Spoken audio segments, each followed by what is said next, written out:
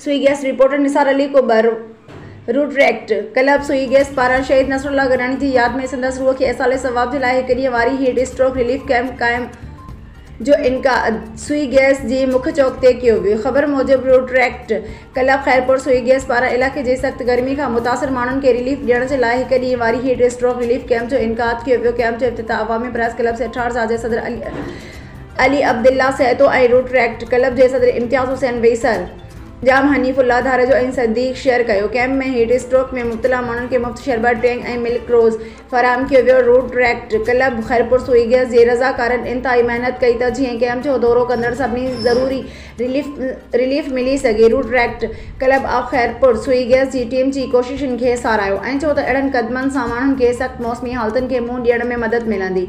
हिन ॿियनि तंज़ीमुनि खे अपील कई त इहे बि अॻिते अचनि ऐं अहिड़नि नेक कमनि में हिसो वठनि। रूट क्लब जे सदर इम्तियाज़ हुसैन वीसर जनरल सेक्रेटरी मोहम्मद सिद्दीक़ शेर मीडिया सां ॻाल्हाईंदे चयो त रज़ाकारनि जी महिनत ऐं लगन ते शुक्रियो अदा कंदे चयो त रूट क्लब ऑफ खैरपुर सुई गैस मुस्तक़बिल में अहिड़ी क़िस्म जा इवेंट मुनक़द कंदो रहंदो। हिन कैंप जी वॾी कामयाबी हुई ऐं रूट क्लब ऑफ खैरपुर सुई गैस खे मक़ामी बिरादरी पारां संदसि कोशिशुनि ते सारायो वियो। क्लब खे उमेद आहे त कम्यूनिटी जी ख़िदमत जारी रखंदे माण्हुनि जी ज़िंदगी में मुस्बत असर पैदा कंदी।